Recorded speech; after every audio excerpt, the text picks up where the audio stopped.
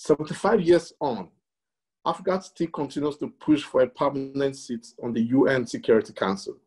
You were chairman of the committee of the 10 heads of state that was mandated by the African Union to articulate the common African position on the reform of the United Nations Security Council. What was your experience like, and what's your take on Africa's future at the UN? Yeah, that is a very difficult one. I say difficult because of the thinking of the movement control the United Nations.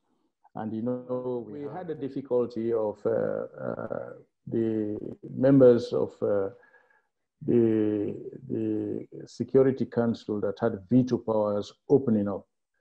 That was, of course, not unexpected, because that was that is still the leverage they use to control the issues of the UN.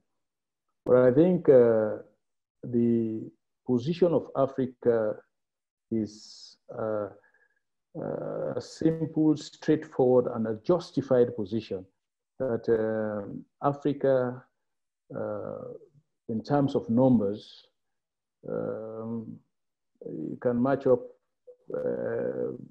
the other members of the Security Council. In terms of issues that are discussed, about more than 50% of the issues that are discussed, issues from Africa.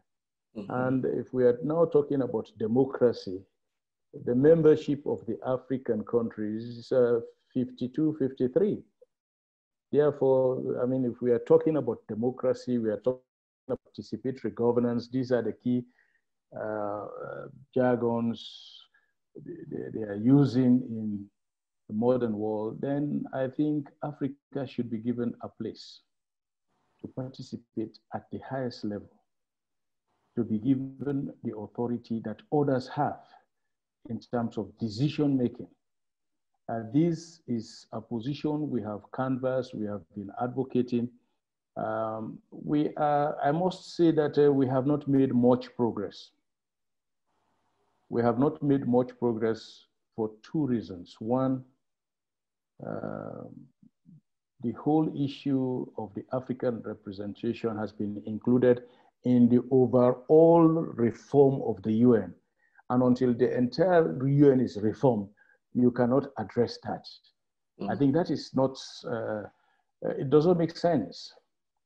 The African issue is such a serious issue, it's such an urgent issue that it has to be singled out and addressed.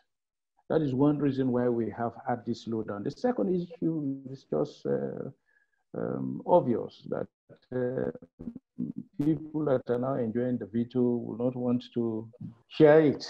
I mean, this is what they have used, this is what they have enjoyed, and for them to give up that authority, because giving it to Africa will not only limit it to Africa, there are other countries that would want a veto.